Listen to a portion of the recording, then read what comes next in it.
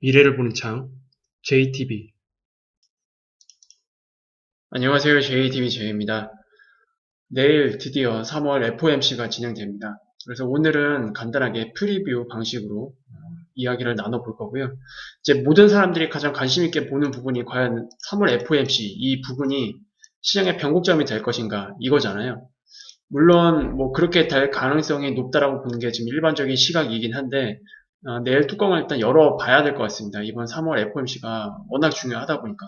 그리고 지금 우리가 예상할 수 있는 부분과 전혀 예상할 수 없는 부분도 다 포함이 되어 있기 때문에 확실히 3월 FOMC의 내용들 그리고 기자회견 내용들까지 모두 다 검토를 하고 그 다음에 움직여도 늦지 않을 것으로 저는 생각을 합니다. 일단 체크 포인트는 크게 5가지 정도로 요약을 해볼 수 있을 것 같아요. 첫 번째로는 이제 금리 부분인데 지금 상황에서는 0.25% 금리 인상이 굉장히 유력한 상태입니다. 근데 만약 갑작스럽게 0.5%로 인상한다라고 한다면 그건 이란 핵 합의가 굉장히 유력하다라는 관점으로 우리가 시장을 보면 될 것 같습니다. 그리고 금리 인상 속도가 이제 점도표를 통해서 확인을 할 수 있게 될 거예요. 분명히 12월 점도표보다는 매파적으로 바뀌었을 겁니다. 이거는 우리가 다 알고 있는 사실이고요. 과연 금리 인상 속도가 어떻게 바뀔 것인지 이 부분도 체크를 해봐야 될 것 같고, 그런데 점도표 같은 경우에는 뭐 크게 우리가 예상할 수 있는 범위에서 벗어나지는 않을 것 같아요.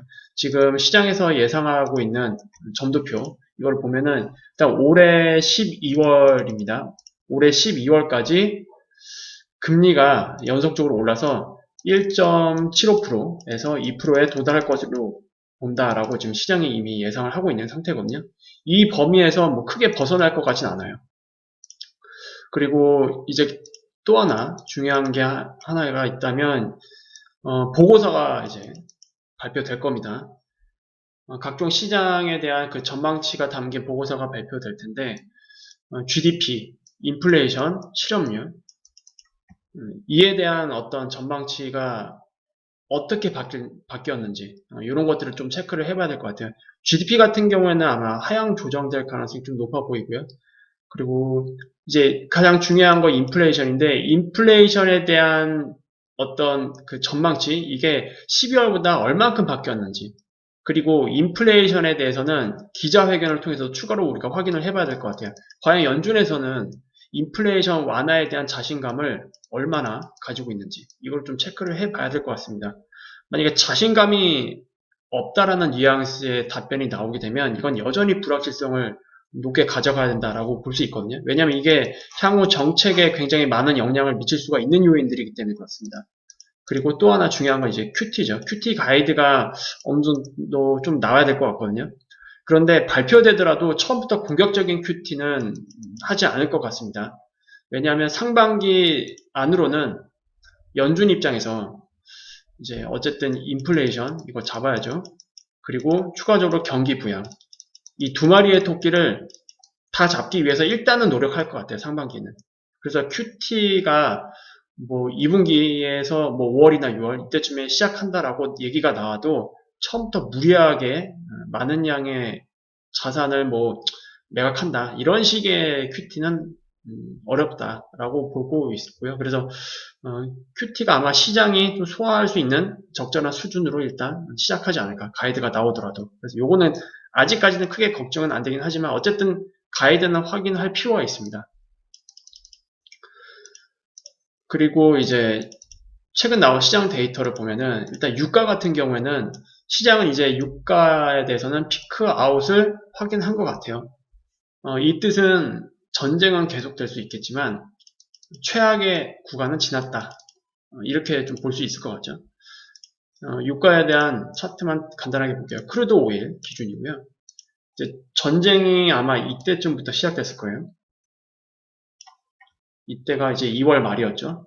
그리고 나서 이제 침공이 시작되면서 좀 과격하게 진행되는 순간부터 급등을 했거든요. 근데 급등이 시작했던 그 자리까지 다시 다 반납했어요. 그래서 지금은 일단 피크아웃은 사실상 확정된 것 같고 이 구간에서 그리고 전쟁이 이대로 끝날 거냐 그건 아니지만 전쟁이 좀 계속될 수 있어도 최악은 지나간 게 아니냐 그런 식의 관점으로 보는 게 지금 맞을 것 같습니다. 그리고 전쟁이 계속되더라도 지금 4차 회담이 열리고 있잖아요. 중간에 어느 정도 구간에서는 휴전 형태로, 그러니까 휴전이라는 게 전쟁이 끝난 건 아니죠. 전쟁을 잠시 중단하는 정도. 그래서 이 이슈는, 우크라이나 러시아 이슈는 그냥 이대로 그냥 계속 지지부진하게 갈 것 같습니다. 그러다가 어느 순간에 나중에 한 번 또 하나 크게 한번 터지겠죠. 그때가 언제가 될지 모르겠지만 일단 뭐 이렇게 지지부진하게 진행될 것 같다. 중간에 일단 휴전은 할 것 같다. 이렇게 보는 게 맞을 것 같습니다. 지금 유가 상태를 보면. 그리고 PPI가 어제 발표됐습니다. PPI가 예상했던 수준보다는 낮게 나왔어요. 예상했던 수준은 일단 뭐 YOY 기준 코어 PPI는 8.7 그리고 저번에 나왔던 게 8.5였습니다. 근데 이것보다도 다 낮게 나왔어요. 그리고 전월 대비해서도 큰 폭으로 많이 내려왔고요. 전망치보다. 그리고 이제 PPI 전체입니다. 근원 PPI 말고 전체 PPI. 여기에는 이제 에너지까지 다 껴있습니다. 이거는 0.8%로 나왔는데 이것도 아직 높긴 하거든요. 높긴 하지만 전망치보다 낮게 나온 거에 대해서는 좀 안심할 필요가 있고 그리고 다음 달에 발표될 거는 높게 나올 거거든요. 이 전쟁이라는 이슈가 이제 적용이 될 거라서. 근데 유가에서 피크아웃을 확인했잖아요. 그래서 일단 이번에 피크아웃을 확인하는 게 굉장히 중요했는데 다음 달에 PPI가 높게 나오더라도 피크아웃을 확인한 이상 그걸 그렇게 뭐 심각하게 받아들일 것 같진 않습니다. 그래서 4월 달은 그래도 좀 무난하게 지나갈 수 있을 것 같다라고 일단 저는 그렇게 보고 있고요.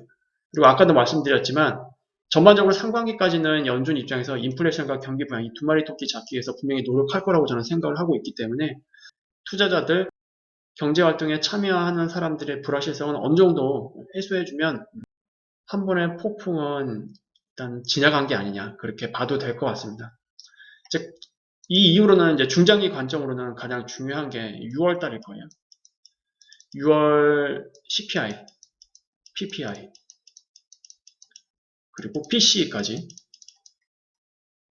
이게 중기적인 관점에서 가장 중요한 또 하나의 또 변곡점이 될 가능성이 높습니다.